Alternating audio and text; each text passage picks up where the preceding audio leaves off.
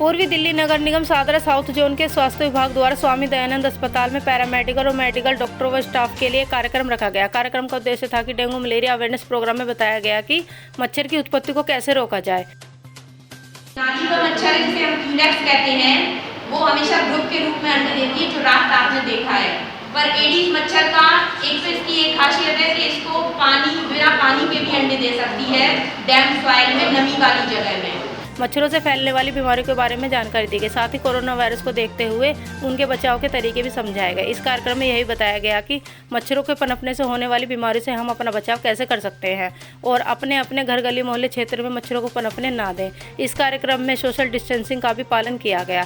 कार्यक्रम में उपस्थित रहे सादरा साउथ जोन की chairman Bhavna Malik, MRPH chairman Kanchan Maheshwari, deputy chairman Shashi Chandna और स्वास्थ्य विभाग से additional MHO Somashekhar, DHO Ajay Kumar और डॉक्टर संतोष तोमर, डॉक्टर पारुल जैन उपस्थित रहे। हमने आज एक प्रोग्राम रखे हुए थे सेंसिटाइज करने के लिए पैरामेडिकल स्टाफ को, हमारा डॉक्टर्स को, हॉस्पिटल से सबको बुलाया।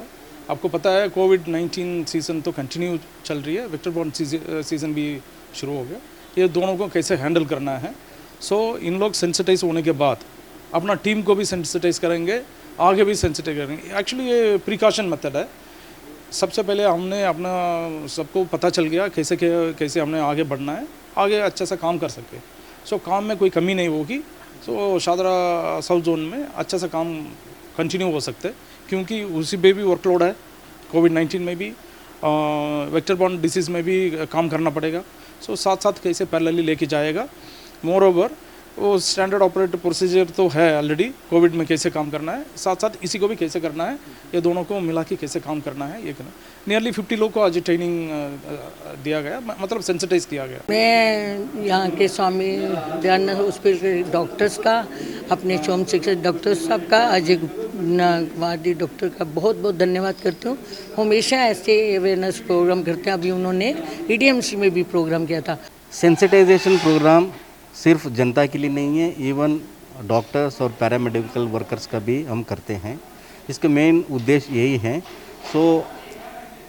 दिन पर दिन इसके डिजीज़ के बारे में, मोडालिटी से, ट्रीटमेंट का, मैनेजमेंट का, उसमें कोई भी चेंजेस होती हैं, उस तरह चेंजेस को साइंटिफिक कम्युनिटी को कम्युनिकेट करने के लिए इस तरह अवेयरनेस प्रोग्राम से हम डॉक्टर्स और पैरामेडिकल स्टाफ को भी हम इसके मतलब अवेयर कराते हैं। आप जानते हैं वेक्टर बोर्न डिजीज़ है, चाहे कोरोना है, ये एक सिंपल एक दो हाथ का काम नहीं है। जब तक इसमें पूरी कम्युनिटी, पूरे सेक्टर्स इसमें जुड़ेंगे नहीं, तब तक इसमें सफलता पाना बड़ा थोड़ा सा डिफ़िकल्ट हो जाता है। मगर हम सभी इंटर सेक्टरल जितने हमारे पार्टनर्स हैं, डिफरेंट डिपार्टमेंट्स रहे हैं, उनसे भी मीटिंग किया है। मगर हमारा जो हेल्थ पार्ट था, हेल्थ साइड जो क्लिनिशियंस हैं, जो डिस्पेंसरी में फीवर केसेस देखते हैं, उनको भी थोड़ा सा एजुकेट करना, उनको अवेयरनेस करना कि कोविड के पेशेंट्स यदि आते हैं तो कैसे प्रेजेंट करेंगे, कैसे हम उनको कहाँ रेफ़र करेंगे, कहाँ टेस्टिंग करेंगे।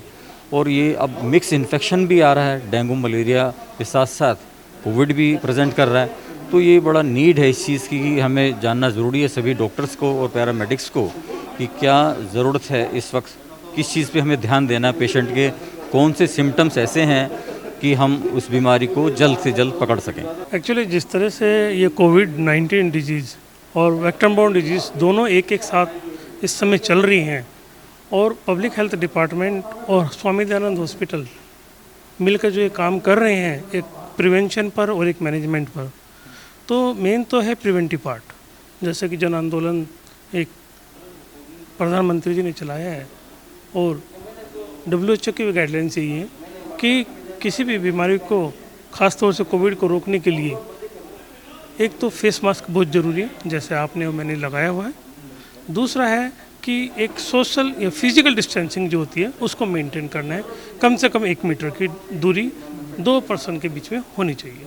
और तीसरा है हैंड हाइजीन, जो कि बहुत ही ज़रूरी है किसी भी डिजीज़ को रोकने में, किसी भी बीमारी से बचने में। तो हैंड हाइजीन के लिए या हैंड वॉश के लिए मैं एक तरीका बताता हूँ याद करने का, कि हाथ तो हम तरह तरीके से धोते हैं, लेकिन एक जो स्टेप बाय टेक्निक है हाथ धोने की, वो क्या है, तो उसको अगर आप याद कर सकें तो जैसे हमारा एक नाम होता सुमन, तो सुमन के सुमन को अगर आप हिंदी या इंग्लिश में जैसे भी लिखें सुमन के को, तो आप उसमें एस फॉर सीधा, यानी हाथ को आप पानी से गीला कर साबुन या सैनिटाइज़र जो भी आप लेते हैं, सैनिटाइज़र में हाथ को गीला करने की ज़रूरत नहीं है, लेकिन साबुन अगर पानी से हाथ धोते हैं तो हाथ को गीला करके साबुन लगाएं और उसको आप सीधे ऐसे उसको आप करें। एस फॉर सीधा। दूसरा लेटर है सुमन का यू। यू मीन्स उल्टा।